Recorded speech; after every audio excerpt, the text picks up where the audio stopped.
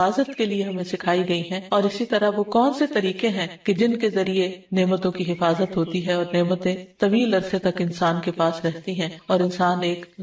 پرلطف زندگی گزار سکتا ہے۔ اور اس کے لیے ہم کوشش کے ساتھ ساتھ جب دعا کرتے ہیں تو اللہ تعالیٰ دعاؤں کا سننے والا ہے۔ جیسے ہم دیکھتے ہیں کہ ایک مرتبہ اکرمہ بن ابی جہل نے، جب نبی صلی اللہ علیہ وسلم نے مکہ فتح کر لیا اور وہ بھاگ گیا وہاں سے اور جا کر کشتی میں سوار ہو گیا، اور جب کشتی ڈوبنے لگی تو کشتی کے مالک نے کہا کہ اب تمہارے بت تمہیں نہیں بچا سکتے، صرف ایک اللہ کو پکارو، وہی تمہاری مشکل آسان کرے گا۔ تو اس وقت اکرمہ کی آنکھیں کھل گئی کہ اگر اس وقت صرف ایک اللہ کو پکارنا ہے تو یہی وہ بات ہے کہ جو محمد ہمیں اتنے عرصے سے بتا رہے ہیں اور ہماری سمجھ میں نہیں آ رہی۔ تو بہرحال انہوں نے اس وقت اللہ تعالیٰ سے عہد کیا کہ اگر آج میں یہاں سے زندہ بچ نکلا تو میں محمد صلی اللہ علیہ وسلم کے پاس حاضر ہو کر اسلام قبول کر لوں گا۔ تو بہرحال انہوں نے اپنا عہد پورا کیا اور پھر اسلام کی بہت ساری خدمت بھی کی۔ تو اس میں ہم دیکھتے ہیں کہ انہوں نے ایک مرتبہ سچے دل سے اللہ تعالیٰ کو پکارا تھا اور ان کی پکار سن لی گئی، دعا قبول ہو گئی اور ایک بہت بڑے طوفان سے وہ بچ نکلے۔ تو اسی طرح ہم میں سے ہر شخص کو اپنی زندگی میں ضرور اس بات کا تجربہ ہوتا ہے کہ وہ کہیں نہ کہیں مشکل میں مبتلا ہوتا ہے اور پھر اللہ تعالیٰ کو پکارتا ہے اور اللہ تعالیٰ اس کی پکار سنتے ہیں۔ یہ الگ بات ہے کہ بعض اوقات جب ہمیں اللہ تعالیٰ نعمت سے نوازتے ہیں تو ہم پھر پلٹ جاتے ہیں اپنی ہی دنیا میں اور اللہ تعالیٰ کو بھول جاتے ہیں۔ تو اللہ تعالیٰ کو بھولنے کی بجائے اس کا ذکر اور اس کا شکر ادا کرتے رہنا چاہیے، اور خصوصاً جب ہم دعا کر رہے ہوں تو ساتھ ساتھ اللہ تعالیٰ کی تعریف بھی کرتے جائیں۔ الحمدللہ، اللہ اکبر، لا الہ الا اللہ، جو بھی کلمات دل سے نکلے اللہ کی تعریف کے، انہی کو پڑھ لینا چاہیے۔ اور اگر عربی زبان میں نہ بھی یاد ہو تو اپنی زبان میں جو بھی ہم بولتے ہیں اور جس میں ہم اپنے آپ کو زیادہ بہتر طور پر سمجھتے ہیں کہ ہم اللہ تعالیٰ کو پکار سکتے ہیں، اس زبان میں اللہ تعالیٰ کو پکاریں اور پھر محمد صلی اللہ علیہ وسلم پر درود شریف پڑھیں، تو انشاءاللہ اللہ سبحانہ وتعالیٰ دعائیں سنے گا۔ جہاں تک نعمتوں کے زوال کا تعلق ہے، یعنی نعمتوں کے ختم ہو جانے کا تعلق ہے، تو یہ دراصل انسان کا ایک امتحان بھی ہے اور اس کے ساتھ ساتھ بعض اوقات عذاب بھی۔ جہاں تک یہ اللہ تعالیٰ کی طرف سے بندے کے لیے آزمائش ہے تو اس بارے میں رسول اللہ صلی اللہ علیہ وسلم نے فرمایا، اللہ تعالیٰ فرماتا ہے، جب میں کسی مومن بندے کی محبوب چیز دنیا والوں میں سے اٹھا لیتا ہوں پھر وہ ثواب کی نیت سے صبر کرتا ہے تو اس کا بدلہ جنت ہے۔ یعنی اللہ تعالیٰ بندے کو بڑا مقام دینا چاہتے ہیں تو اسے دنیا کی کسی نعمت سے محروم کر دیتے ہیں، لیکن اس وقت ضروری ہے کہ بندہ اللہ تعالیٰ کے فیصلے پر راضی ہو جائے، اس کی رضا پہ راضی ہو جائے۔ تو جو راضی ہوتا ہے اللہ تعالیٰ اس سے راضی ہو جاتا ہے، اور جس سے راضی ہو جائے رب، اس کے لیے پھر جنت ہی جنت ہے۔ پھر اسی طرح یہ ہے کہ بعض اوقات انسان کو ملنے والی نعمتیں جب لے لی جاتی ہیں تو وہ اس کے گناہوں کا کفارہ بن جاتی ہیں، کیونکہ بعض اوقات ہم اللہ تعالیٰ کی نعمتیں پا کر وہ شکر ادا نہیں کر رہے ہوتے یا اطاعت نہیں کر رہے ہوتے، تو اللہ تعالیٰ پھر وہ نعمت واپس لے لیتا ہے تاکہ بندہ ہوش میں آئے اور اللہ تعالیٰ کی عبادت کی طرف راغب ہو جس کے لیے اللہ تعالیٰ نے انسان کو پیدا کیا ہے۔ پھر اسی طرح یہ ہے کہ بعض آزمائشوں پر صبر بہت بڑے اجر کا باعث بنتا ہے جو عام طور پر انسان نہیں کر سکتا یا عام طور پر اتنا بڑا اجر حاصل نہیں کر سکتا۔ رسول اللہ صلی اللہ علیہ وسلم سے طاعون کے متعلق پوچھا گیا تو آپ نے بتایا کہ یہ ایک عذاب تھا جو اللہ جس پر چاہتا تھا بھیج دیتا تھا، لیکن اس امت کے مسلمانوں پر اللہ نے اسے رحمت بنا دیا۔ اب جو شخص طاعون کی بیماری میں مبتلا ہو اور اس شہر میں ثواب کی نیت سے صبر کرتے ہوئے رکا رہے اور یقین رکھتا ہو کہ اسے صرف وہی مصیبت آ سکتی ہے جو اللہ تعالیٰ نے اس کے لیے لکھ دی ہے، تو اسے شہید کے برابر اجر ملے گا۔ پھر اسی طرح ایمان والوں کے لیے، صبر کرنے والوں کے لیے نعمتوں کا جانا، تکلیفوں کا آنا، بیماریوں کا آنا، جہاں بہت بڑے اجر اور ثواب کی بات ہے، وہاں اللہ کے نافرمانوں کے لیے یہ عذاب بھی ہے، کیونکہ فرق یہیں سے پتہ چلے گا کہ کون سی مصیبت کس کے لیے رحمت ہے اور کس کے لیے عذاب ہے، کہ جو آزمائش میں پڑنے کے بعد اللہ تعالیٰ کے قریب ہو جائے، اللہ تعالیٰ کی طرف جھک جائے، اللہ سے دعائیں مانگنے لگے، اپنے اعمال کی اصلاح کر لے، اس کے لیے آزمائش ایک نعمت ہے، یعنی اس کے لیے نعمت کا جانا بھی ایک نعمت ہے۔ اور جو شخص نعمت کے جانے پر، آزمائش کے آنے پر اللہ تعالیٰ سے ناراض ہو جائے اور اپنے رویے میں کوئی تبدیلی نہ کرے، اپنے اعمال کی کچھ اصلاح نہ کرے، تو وہ اس کے لیے عذاب ہی عذاب ہے۔ جیسا کہ ہم دیکھتے ہیں کہ آل فرعون کو اللہ تعالیٰ نے مختلف طریقے سے آزمایا، ارشاد باری تعالیٰ ہے وَلَقَدْ أَخَذْنَا آلَ فِرْعَوْنَ بِالسِّنِينَ وَنَقْصٍ مِّنَ الثَّمَرَاتِ لَعَلَّهُمْ يَذَّكَّرُونَ، پھر ہم نے آل فرعون کو کئی سال تک قحط اور پیداوار کی کمی میں مبتلا رکھا تاکہ وہ نصیحت پکڑے، لیکن کیا ہوا؟ انہوں نے نصیحت نہیں پکڑی، وہ ایمان نہیں لائے، تو یہ آزمائشیں ان سب کے لیے ایک عذاب تھیں۔ پھر یہاں ایک سوال یہ بھی پیدا ہوتا ہے کہ نعمتوں کا زوال ہوتا کیوں ہے؟ یعنی آزمائش عذاب تو اپنی جگہ، لیکن نعمتیں کیوں چلی جاتی ہیں؟ اس میں انسان کا کیا ہاتھ ہوتا ہے؟ تو سب سے پہلی چیز یہ کہ انسان جب کسی نعمت کی قدر نہیں کرتا یا اس پر شکر گزار نہیں ہوتا تو وہ نعمت اس سے چلی جاتی ہے۔ قرآن مجید میں اللہ تعالیٰ فرماتے ہیں أَلَمْ تَرَ إِلَى الَّذِينَ بَدَّلُوا نِعْمَةَ اللَّهِ كُفْرًا وَأَحَلُّوا قَوْمَهُمْ دَارَ الْبَوَارِ، کیا تو نے ان لوگوں کی طرف نہیں دیکھا جنہوں نے اللہ کی نعمت کو ناشکری سے بدل دیا اور اپنی قوم کو ہلاکت کے گھر میں لا اتارا؟ یعنی جب کوئی قوم ناشکری کرتی ہے تو اس سے نعمتوں کا زوال ہو جاتا ہے۔ ایک اور جگہ پر بھی آتا ہے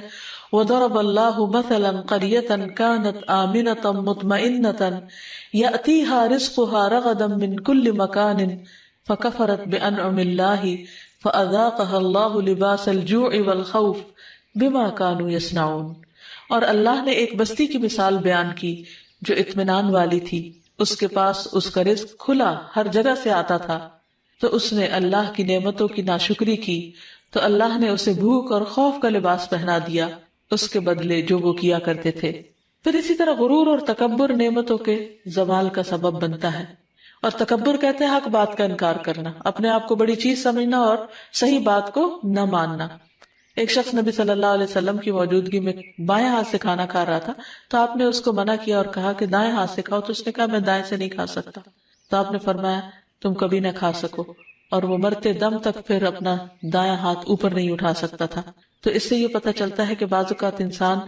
جب اللہ اور اس کے رسول صلی اللہ علیہ وسلم کی کسی بات کو واضح طور پر ماننے سے انکار کر دیتا ہے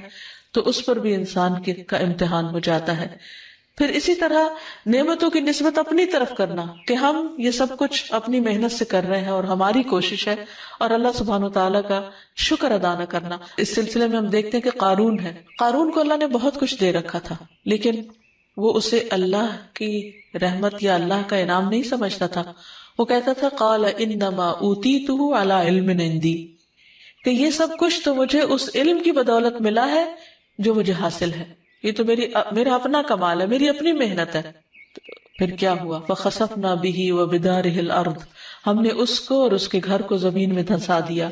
فما کان لہ من فئۃ ینصرونہ من دون اللہ وما کان من المنتصرین، تو ہم نے اسے اور اس کے گھر کو زمین میں دھنسا دیا، پھر نہ اس کے لیے کوئی جماعت تھی جو اللہ کے مقابلے میں اس کی کوئی مدد کرتی، اور نہ وہ اپنا بچاؤ کرنے والوں میں سے تھا۔ پھر اسی طرح نعمتوں کے زوال کا ایک سبب نعمتوں کو غیر اللہ کی طرف منسوب کرنا،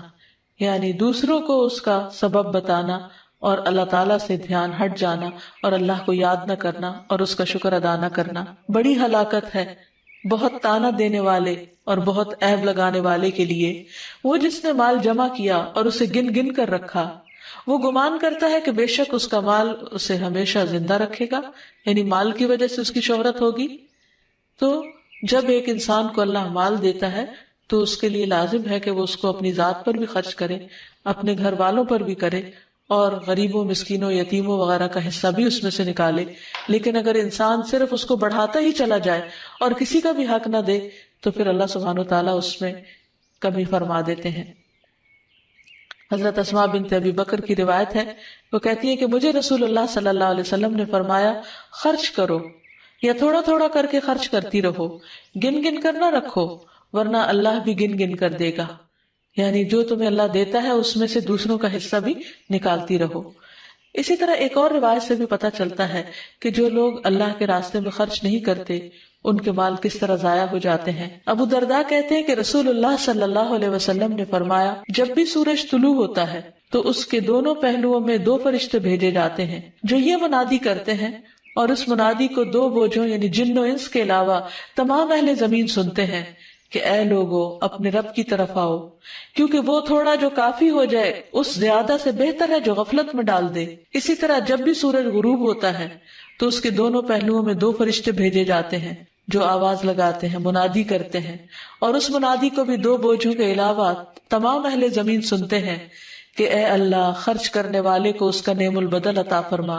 اور اے اللہ روک کر رکھنے والے کے مال کو ہلاک کر دے۔ تو اس سے یہ پتہ چلتا ہے کہ جو بندہ خرچ نہیں کرتا اس کا مال ضائع ہو جاتا ہے، اور جو دیتا ہے اس کے لیے وعدہ ہے کہ اللہ تعالیٰ اس کو اس کا بہترین نعم البدل اور عطا فرمائے گا۔ پھر اسی طرح لوگوں کی ضرورتیں پوری نہ کرنا، پھر بخل کرنا، کیونکہ بخل کرنے والے، کنجوسی کرنے والے یہ سمجھتے ہیں کہ یہ ان کے حق میں بہتر ہے، حالانکہ قرآن کی روح سے وہ ان کے حق میں بہتر نہیں۔ پھر اسی طرح بخل کرنا، کنجوسی سے کام لینا، جیسے قرآن مجید میں باغ والوں کا قصہ بیان کیا گیا سورۃ القلم میں، کہ انہوں نے بخل کا فیصلہ کیا اور کہا کہ ہم آج اپنا باغ جب کاٹیں گے، اس کا پھل لیں گے تو کسی بھی مسکین کو کچھ نہیں دیں گے، کسی اور کے اوپر ہم خرچ نہیں کریں گے۔ تو ہوا کیا کہ وہ صبح صبح اندھیرے میں اپنے گھر سے نکلے تاکہ جا کے باغ کا پھل اتار لیں، لیکن وہاں جب گئے تو باغ جلا پڑا تھا، اور وہ پریشان ہو کر رہ گئے کہ یہ کیا ہوا، کیا ہم راستہ بھول گئے ہیں، کہیں اور آ نکلے ہیں؟ لیکن حقیقت یہ ہے کہ اللہ سبحانہ وتعالیٰ نے ان کو اس بخل کی سزا دی تھی اور ان سے نعمت واپس لے لی۔ پھر اسی طرح لوگوں کو دیتے ہوئے تنگ پڑنا کہ یہ کیوں مانگتے ہیں یا کیوں لیتے ہیں ان سے۔ عبداللہ بن عمر کہتے ہیں کہ رسول اللہ صلی اللہ علیہ وسلم نے فرمایا، اللہ تعالیٰ کے پاس لوگوں کے لیے نعمتیں ہیں،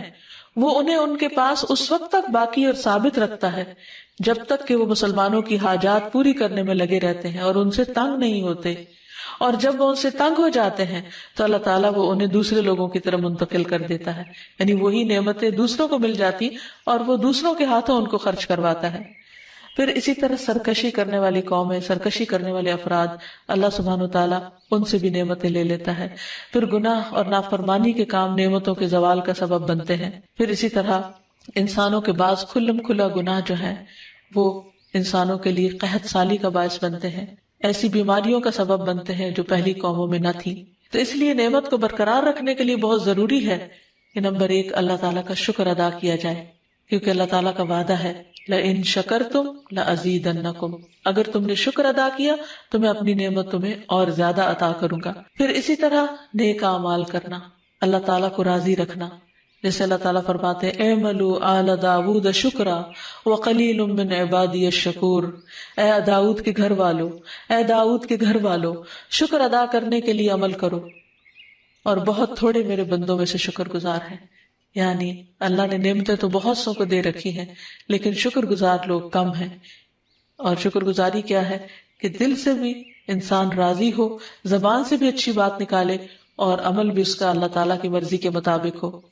پھر والدین کے ساتھ نیکی اور صلہ رحمی کرنا، یہ بھی مال میں اضافے کا ذریعہ بنتا ہے۔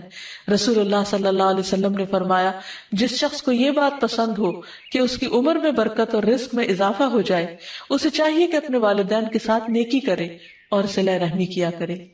پھر اسی طرح مال کو خرچ کرنا، کیونکہ خرچ کرنے سے مال مزید بڑھ جاتا ہے۔ اللہ تعالیٰ فرماتے من ذا الذی یقرض اللہ قرضا حسنا فیضاعفہ لہ اضعافا کثیرہ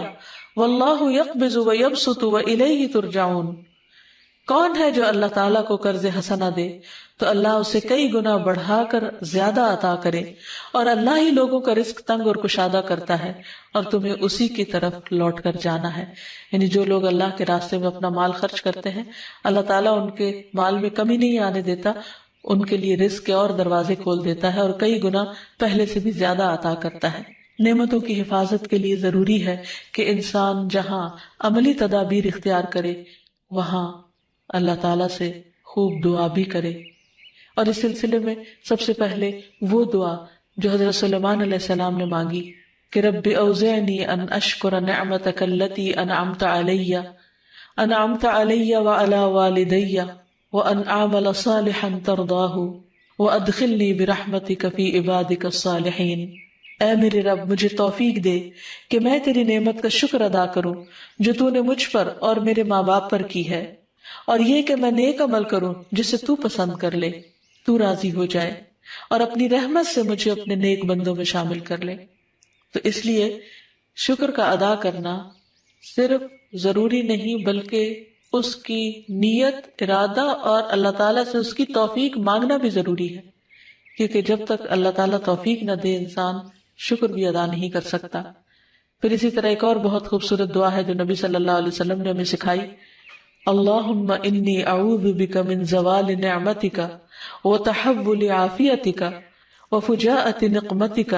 وجمیع سخطک۔ اے اللہ میں تیری پناہ چاہتا ہوں اس بات سے کہ تیری کوئی نعمت چھن جائے یا تیری دی ہوئی عافیت پلٹ جائے، یعنی تو نے جو ہمیں امن و امان دے رکھا ہے وہ ختم ہو، یا کوئی ناگہانی عذاب آ جائے، اور تیرے تمام غصے ناراضگیوں سے تیری ہی پناہ چاہتا ہوں، کیونکہ جب انسان کسی سے ڈرتا ہے تو عموماً اس سے بھاگتا ہے، لیکن یہاں عجب معاملہ ہے کہ انسان اللہ سے ڈرتا ہے اور پناہ کے لیے بھی اللہ ہی کی طرف جاتا ہے، توبہ کے لیے بھی اللہ سبحانہ و تعالیٰ ہی کی طرف رجوع کرتا ہے۔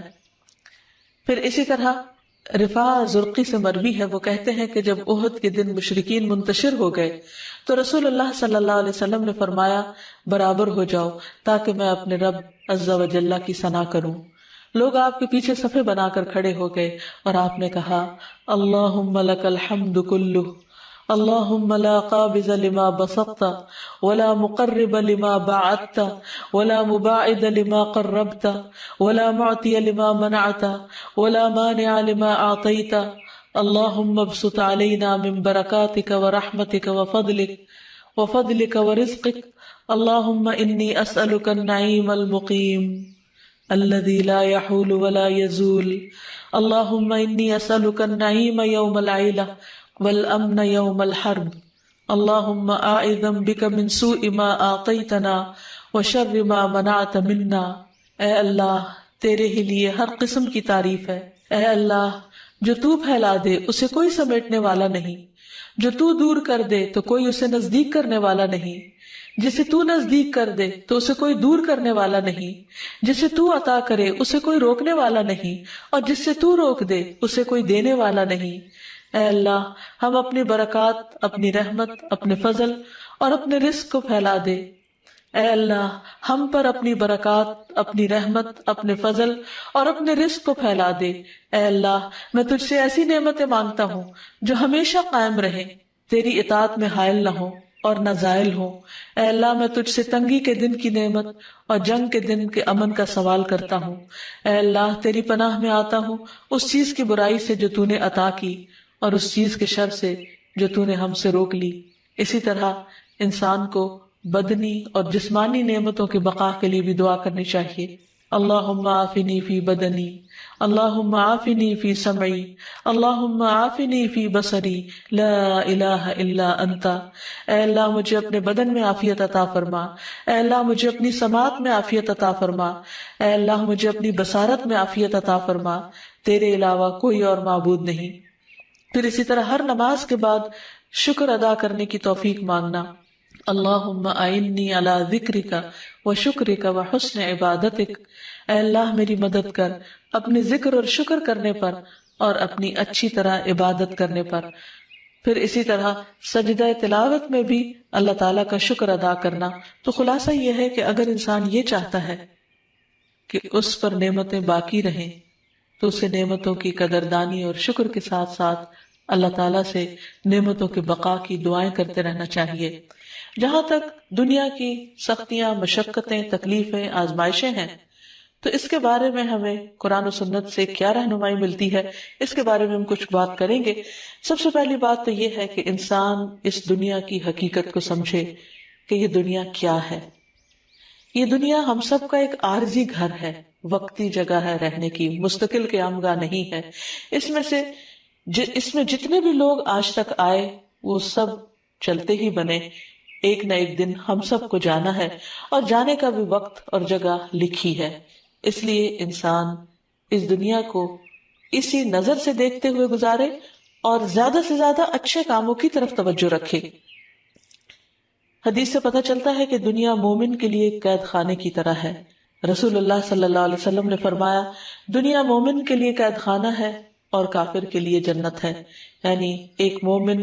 جو آخرت کو بھی سامنے رکھتا ہے اور دنیا میں آنے والی تکلیفوں اور آزمائشوں کو بھی اپنے لیے ایک امتحان سمجھتا ہے، اور پھر اس کے لیے ایک حدود بھی ہے، لمٹس بھی ہیں کچھ کرنے کی، کیونکہ مومن اپنے رب سے ڈرتا ہے کہ کہیں وہ کوئی ایسی بات نہ کرے، ایسا کام نہ کرے جو رب کو ناراض کر دے اور کل قیامت کے دن اس کی جواب دہی نہ ہو۔ اس لیے یہ بہت ضروری ہے کہ انسان اس دنیا میں رہتے ہوئے، خواہ اچھا وقت ہو یا تکلیف دہ وقت ہو، کوئی ایسا کام نہ کرے جو رب کو ناراض کرنے والا ہو، کیونکہ کل بہرحال الی ربک یومئذ المساق، تیرے رب کی طرف اس دن جا ٹھہرنا ہے، واپسی ہے، جواب دینا ہے۔ پھر اسی طرح نبی صلی اللہ علیہ وسلم نے دنیا کے بارے میں یہ بھی فرمایا تھا کہ اب جو دنیا کا حصہ باقی رہ گیا وہ ایک فتنہ ہے، آزمائش ہے۔ رسول اللہ صلی اللہ علیہ وسلم نے فرمایا، بے شک جو دنیا باقی رہ گئی ہے وہ آزمائش اور فتنہ ہے، یعنی انسانوں کے لیے کوئی بہت خوبصورت جگہ نہیں ہے رہنے کی، اور آخرت کا گھر وہی دراصل اصل گھر ہے اور خوشحالی کا گھر ہے۔ قرآن مجید میں آتا ہے کہ اہل ایمان جب جنت میں داخل ہوں گے تو پکار اٹھیں گے کہ شکر اللہ کا جو ہم سے ہر طرح کا غم اور دکھ ہم سے لے گیا، اور اللہ تعالیٰ کی طرف سے بھی یہ پیغام آئے گا، سلام علیکم طبتم فادخلوها خالدین، تم پر سلام ہو، تم خوشحال رہو، بس اس میں داخل ہو جاؤ ہمیشہ رہنے والے، یعنی اس کے بعد اب تمہیں یہاں سے کوئی نہیں نکال سکتا، تم پر کوئی غم تکلیف اور دکھ آنے والا نہیں ہے۔ نبی صلی اللہ علیہ وسلم نے فرمایا، ایک آواز دینے والا آواز دے گا کہ اے بندو، تمہارے لیے یہ طے ہو گیا ہے کہ تم صحت مند رہو گے، کبھی بیمار نہ ہوگے، تم زندہ رہو گے، کبھی مرو گے نہیں، تم کبھی بوڑھے نہیں ہوگے، تم آرام میں رہو گے، تمہیں کبھی تکلیف نہیں آئے گی۔ تو اللہ تعالیٰ کا یہی فرمان ہے، وَنُودُوا أَن تِلْكُمُ الْجَنَّةُ أُورِثْتُمُوهَا بِمَا كُنْتُمْ تَعْمَلُونَ، اس وقت انہیں ایک آواز آئے گی کہ تم اس جنت کے وارث بنائے گئے ہو، یہ ان نیک اعمال کا بدلہ ہے جو تم دنیا میں کیا کرتے تھے۔ یعنی وہ لوگ خوش قسمت ہوں گے جو دنیا میں ایک اچھی اللہ تعالیٰ کی رضا کی زندگی گزار کر آئیں گے اور وہاں اللہ کی رضا کو پائیں گے۔ اور پھر دنیا میں وہ شخص جو سب سے زیادہ تکلیف میں ہوگا، وہ جب جنت کا صرف ایک چکر لگائے گا، صرف ایک جھلک دیکھے گا، تو اس کو دنیا کے سارے غم دور ہو جائیں گے اور سارے غم بھول جائیں گے۔ نبی صلی اللہ علیہ وسلم نے فرمایا، اہل جنت میں سے ایک آدمی کو پیش کیا جائے گا جسے دنیا میں لوگوں میں سے سب سے زیادہ تکلیفیں آئی ہوں گی، پھر اسے جنت میں صرف ایک غوطہ دے کر پوچھا جائے گا کہ اے ابن آدم، کیا تم نے کبھی کوئی تکلیف دیکھی تھی؟ کیا تجھ پر کبھی کوئی سختی بھی گزری؟ وہ عرض کرے گا، اے میرے رب، اللہ کی قسم کبھی نہیں، کبھی کوئی تکلیف میرے پاس سے نہ گزری اور نہ ہی میں نے کبھی کوئی شدت اور سختی دیکھی۔ تو یہ ہے دنیا کی شدتوں اور سختیوں اور آزمائشوں کا حال کہ جو جنت میں جاتے ہی انسان کو ساری کی ساری فراموش ہو جائیں گی، بھول جائیں گی۔ اب یہاں ہمیں یہ بھی دیکھنا چاہیے کہ دنیا میں جو انسان کو مشقتیں آتی ہیں، تکلیفیں آتی ہیں، ان کی وجہ کیا ہے، اس کا سبب کیا ہے، یعنی کیوں ایسا ہوتا ہے کہ انسان ایک غم سے نکلتا نہیں تو دوسرے میں جا پھنستا ہے، اور کوئی دن ایسا نہیں ہوتا کہ جس میں انسان کو کوئی نہ کوئی دکھ، تکلیف، بیماری یا اس کی اپنی ذات پر نہ ہو یا کہیں سے ایسی کوئی خبر نہ سننے کو ملے۔ تو اس کی وجہ کیا ہے؟ سب سے پہلی بات تو یہ ہے کہ انسان کو امتحان کے لیے پیدا کیا گیا، مشقتیں اٹھانے کے لیے پیدا کیا گیا۔ قرآن پاک میں اللہ تعالیٰ فرماتے ہیں، لَقَدْ خَلَقْنَا الْإِنسَانَ فِي كَبَدٍ، بلا شبہ یقیناً ہم نے انسان کو بڑی مشقت میں پیدا کیا، یعنی انسان اپنے لیے آسانیاں ڈھونڈتا ہے، اس دنیا میں آسانیاں نہیں ہیں۔ پھر دوسری بات یہ ہے کہ یہ زندگی انسان کے لیے ایک آزمائش ہے، اور اللہ تعالیٰ نے خود ہی فرما دیا کہ میں تمہیں خوف سے، بھوک سے، جان، مال اور پھلوں کی کمی سے ضرور آزماؤں گا، انہیں امتحان آئیں گے، لیکن ایسے موقع پر تمہیں کرنا کیا ہے؟ وہ بشر الصابرین، صبر کرنے والوں کو خوشخبری دے دو۔ اور پھر یہ بھی کہ ہر انسان اس دنیا سے جانے والا ہے، اس لیے فرمایا کل نفس ذائقۃ الموت، ہر نفس کو موت کا ذائقہ چکھنا ہے۔ وَنَبْلُوكُمْ بِالشَّرِّ وَالْخَيْرِ فِتْنَةً وَإِلَيْنَا تُرْجَعُونَ، اور ہم تمہیں اچھے اور برے حالات سے آزماتے رہیں گے، یعنی تمہاری آزمائش تو ضرور ہوگی اور بالآخر تمہیں ہماری طرف لوٹنا ہے، یعنی قیامت کے دن اللہ تعالیٰ سے ملاقات لازم ہے۔ پھر یہ بھی ہے کہ بعض اوقات انسانوں پر تکلیف ان کے گناہوں کا نتیجہ ہوتی ہے۔ اللہ تعالیٰ سورۃ الروم میں فرماتے ہیں، ظہر الفساد فی البر والبحر بما کسبت ایدی الناس، خشکی اور سمندر میں فساد پھیل گیا لوگوں کے اپنے ہاتھوں کی کمائی کی وجہ سے، یعنی ان کے اپنے گناہوں کے نتیجے میں،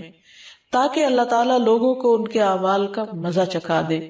شاید وہ ایسے کاموں سے باز آ جائیں۔ یعنی جب وہ اپنے ہی ہاتھوں کی کمائی کو دیکھیں کہ خود ان کے لیے نقصان دہ ہے، تو پھر اس نقصان سے بچنے کے لیے وہ برے اعمال چھوڑ دیں۔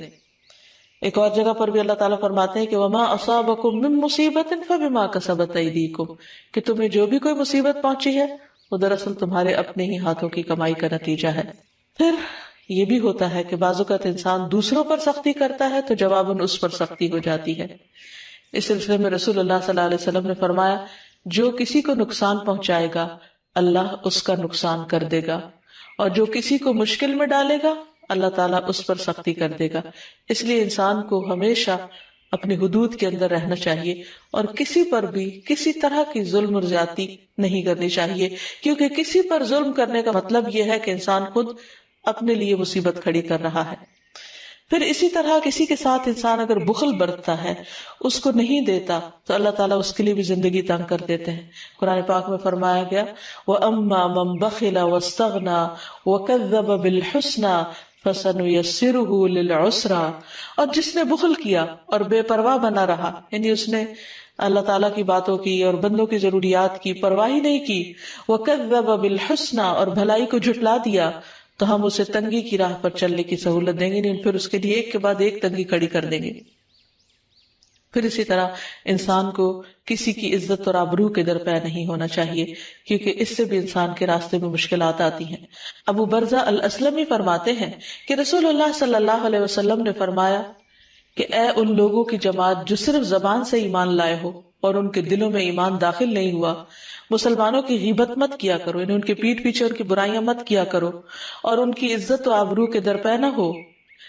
اس لیے کہ جو کسی کی عزت کے پیچھے پڑتا ہے اللہ تعالیٰ اس کی عزت کے درپے ہو جاتے ہیں، اور اللہ تعالیٰ جس کی عزت کے درپے ہو جائیں تو اس کو اس کے گھر میں ہی رسوا کر دیتے ہیں۔ اس لیے اس معاملے میں بھی انسان کو بہت احتیاط برتنی چاہیے کہ بغیر تحقیق کے کسی کے بارے میں کچھ نہ کہے۔ اس کے بعد ہم یہ دیکھتے ہیں کہ مشقتیں تو آتی ہیں، کبھی اللہ تعالیٰ کی طرف سے امتحان ہوتی ہیں اور کبھی انسان کے گناہوں کا نتیجہ ہوتی ہیں۔ تو ایسے موقع پر کرنا کیا چاہیے، حل کیا ہے؟ سب سے پہلی بات تو یہی کہ انسان اللہ سبحانہ تعالیٰ کی طرف رجوع کرے، کیونکہ اللہ تعالیٰ ہی آسانیاں پیدا کرنے والا ہے۔ کیونکہ اللہ تعالیٰ فرماتے ہیں وَنُيَسِّرُكَ لِلْيُسْرَىٰ، اور ہم تجھے آسان راستے کے لیے سہولت دیں گے۔ تو آسانی اللہ کی طرف سے ہوتی ہے، اور وہ کس کے لیے ہوتی ہے؟ جو اللہ کا تقوی اختیار کرتا ہے۔ وَمَن يَتَّقِ اللَّهَ يَجْعَل لَّهُ مَخْرَجًا، جو اللہ کا تقوی اختیار کرتا ہے اللہ تعالیٰ اس کے لیے ہر مشکل سے نکلنے کا راستہ بنا دیتے ہیں۔ ہمیشہ کوئی نہ کوئی راہ، کوئی نہ کوئی حل، کوئی نہ کوئی سولوشن نکل آتے، لیکن اس کے لیے کیا ضروری ہے، کیا شرط ہے کہ انسان اللہ سے ڈرنے والا ہو۔ پھر اسی طرح ضروری ہے کہ انسان ایسے مواقع پر صبر سے کام لے، اور صبر کیا ہے کہ انسان غصے میں آ کر، غم کی وجہ سے، تکلیف اور شدت اور پریشانی کی وجہ سے اپنی زبان سے کوئی ناروا بات نہ نکالے، کوئی ناحق بات نہ نکالے۔ جیسے نبی صلی اللہ علیہ وسلم اپنے ایک بیٹے کی وفات کے موقع پر رو رہے تھے، تو صحابہ نے عرض کیا کہ یا رسول اللہ صلی اللہ علیہ وسلم آپ بھی روتے ہیں؟ تو آپ نے فرمایا ہاں، آنکھ آنسو بہاتی ہے اور دل غمگین ہے، لیکن زبان سے وہی نکلے گا جو اللہ تعالیٰ کو پسند ہے۔ کوئی ایسی بات زبان سے نہیں نکلے گی کہ جو اللہ تعالیٰ کو ناراض کر دے۔ تو اس لیے تکلیف کے موقع پر انسان کو ہمیشہ یہ یاد رکھنا چاہیے کہ وہ کیا کر رہا ہے، اس کا رد عمل کیا ہے، کس طرح وہ ریاکٹ کر رہا ہے، کیا باتیں کر رہا ہے۔ اور جو لوگ صبر کرتے ہیں تو ان کی تعریف اللہ تعالیٰ نے بیان کی، فرمایا وَالصَّابِرِينَ فِي الْبَأْسَاءِ وَالضَّرَّاءِ وَحِينَ الْبَأْسِ اولئک الذین صدقوا واولئک هم المتقون، جو تنگ دستی اور تکلیف میں اور لڑائی کے وقت صبر کرتے ہیں، یہی لوگ ہیں جنہوں نے سچ کہا اور یہی بچنے والے ہیں۔ یعنی ایسے ہی لوگ سچے مومن ہیں جو تنگی اور تکلیف میں اپنے آپ کو سنبھال لیتے ہیں، صبر سے کام لیتے ہیں۔ اور اللہ تعالیٰ نے یہ بھی بتا دیا تھا، وارن کر دیا تھا کہ تم ضرور آزمائے جاؤ گے، لَتُبْلَوُنَّ فِي أَمْوَالِكُمْ وَأَنفُسِكُمْ، تمہارے مالوں میں، تمہارے نفسوں میں تمہیں ضرور آزمایا جائے گا، ضرور با ضرور۔ اور تم لوگوں سے ہر طرح کی باتیں بھی سنو گے، لیکن پھر کیا کرنا ہے ایسے موقع پر؟ وَإِن تَصْبِرُوا وَتَتَّقُوا فَإِنَّ ذَلِكَ مِنْ عَزْمِ الْأُمُورِ، اگر تم صبر اور تقوی سے کام لو تو یہ بڑی ہمت کے کام ہو، یعنی آسان نہیں ہے صبر کرنا، لیکن ناممکن بھی نہیں ہے، اور ہر وقت تبدیل ہو جاتا ہے. صرف اس تکلیف کے وقت میں انسان اگر اپنے آپ کو کنٹرول کر لیتا ہے، اپنی زبان کو، اپنے ریاکشن کو ایک لمٹ اور حدود کے اندر لے آتا ہے، تو اللہ سبحانہ وتعالیٰ جلد ہی اس کے حالات تبدیل کر دیتے ہیں اور بعض اوقات اس کو پہلے سے بھی زیادہ بہتر چیز عطا کرتے ہیں. تو اس لیے انسان کو اس تکلیف کے وقت میں اپنے اوپر، اپنے طرز عمل پر کڑی نظر رکھنے کی ضرورت ہے کہ کوئی چیز ایسی نہ ہو جو اللہ تعالیٰ کو ناراض کر دے. پھر اسی طرح انسان کو کتنی بھی بڑی مشکلوں حالات سے مایوس نہیں ہونا چاہیے، کیونکہ مایوسی کفر تک پہنچا دیتی ہے. ابو رزین کہتے ہیں نبی صلی اللہ علیہ وسلم نے فرمایا، ہمارا رب اپنے بندوں کی مایوسی پر ہنستا ہے حالانکہ حالات کی تبدیلی قریب ہوتی ہے. ابو رزین نے عرض کیا، کیا اللہ تعالیٰ بھی ہنستا ہے؟ آپ نے فرمایا، ہاں. میں نے عرض کیا، جو رب ہنستا ہے ہم اس کے ہاں خیر و بھلائی کو کم نہیں پا سکتے، یعنی وہ ضرور بندوں کو خیر پہنچاتا ہے. تو بعض اوقات انسان مایوس ہونے لگتا ہے لیکن اللہ تعالیٰ کی مدد قریب ہی ہوتی ہے. جب نبی صلی اللہ علیہ وسلم کے زمانے میں لوگوں کو کفار کی طرف سے مشکلات کا سامنا کرنا پڑا اور انہوں نے اللہ کے رسول سے عرض کیا، اللہ کے رسول صلی اللہ علیہ وسلم اللہ کی مدد کب آئے گی؟ یعنی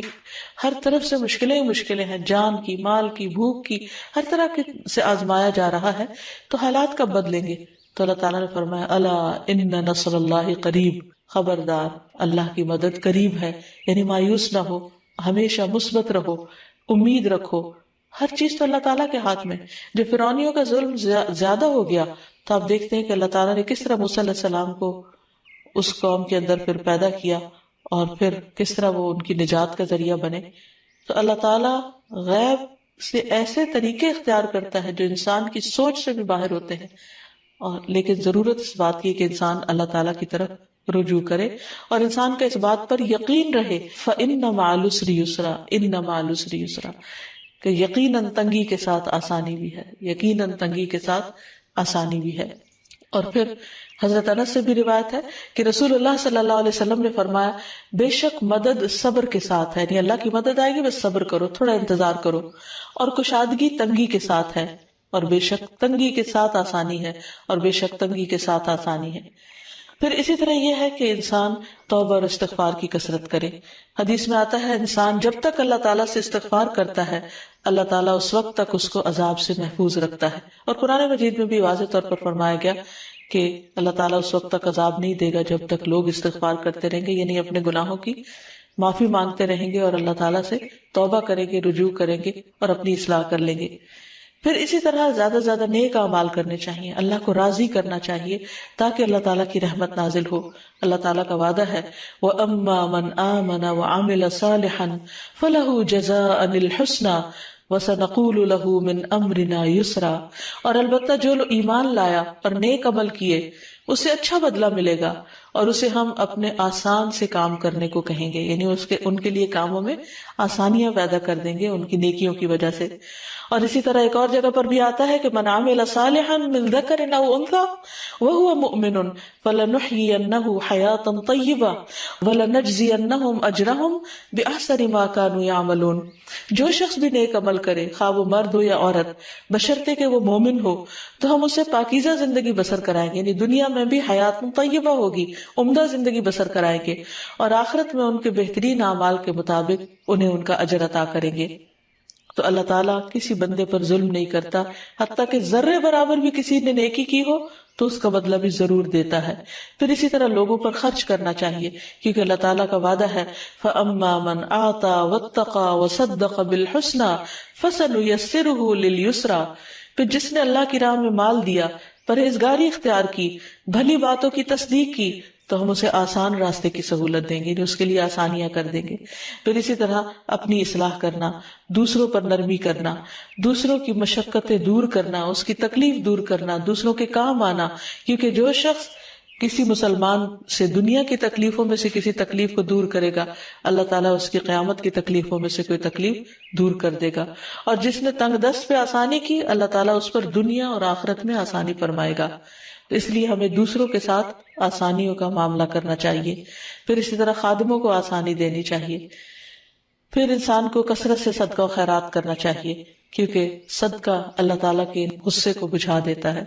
پھر اسی طرح ایک حدیث میں آتا ہے کہ صدقہ گناہوں کو اس طرح مٹاتا ہے جیسے پانی آگ کو مٹا دیتا ہے. پھر انسان کو اللہ تعالیٰ کے آگے گڑ گڑانا چاہیے اور خوب خوب دعائیں کرنی چاہیے، کیونکہ کون ہے جو بے قرار کی پکار سنے جب وہ اسے پکارے اور اس کی تکلیف دور کرے، یعنی سوائے اللہ کے۔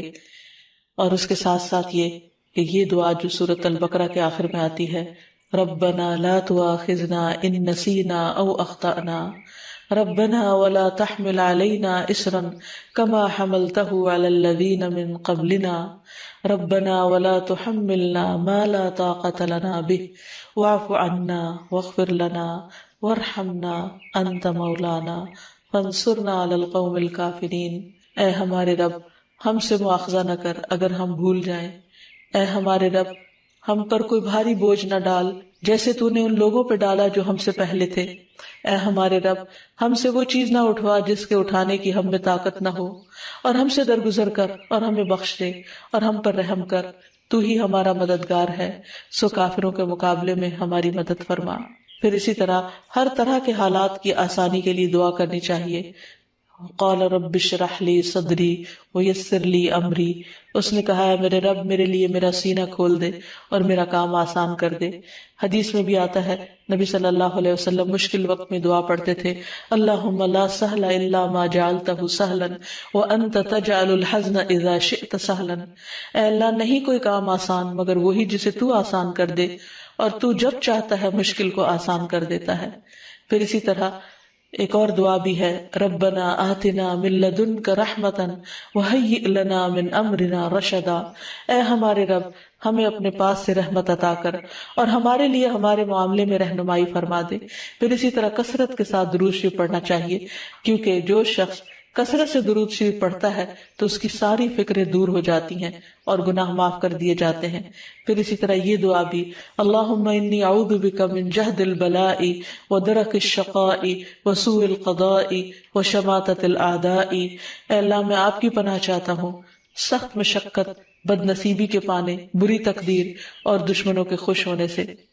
پھر اسی طرح اللہم رحمتک ارجو فلا تکلنی الی نفسی طرفۃ عین واصلح لی شأنی کلہ لا الہ الا انت، اے اللہ میں تیری رحمت کا امیدوار ہوں، تو مجھے آنکھ جھپکنے تک کے لیے بھی میرے نفس کے حوالے نہ کرنا، میرے سارے معاملات درست فرما دے، تیرے سوا کوئی معبود نہیں۔ پھر اسی طرح عمومی طور پر بھی انسان دنیا اور آخرت کی بلائیوں کی دعائیں مانگے، ربنا آتنا فی الدنیا حسنۃ وفی الآخرۃ حسنۃ وقنا عذاب النار۔ تو اللہ تعالیٰ سے دعا ہے کہ وہ ہماری ساری تکلیفیں پریشانیاں دور فرمائے اور ہمیں اپنی رحمتوں سے ڈھانپ لے، اور دنیا اور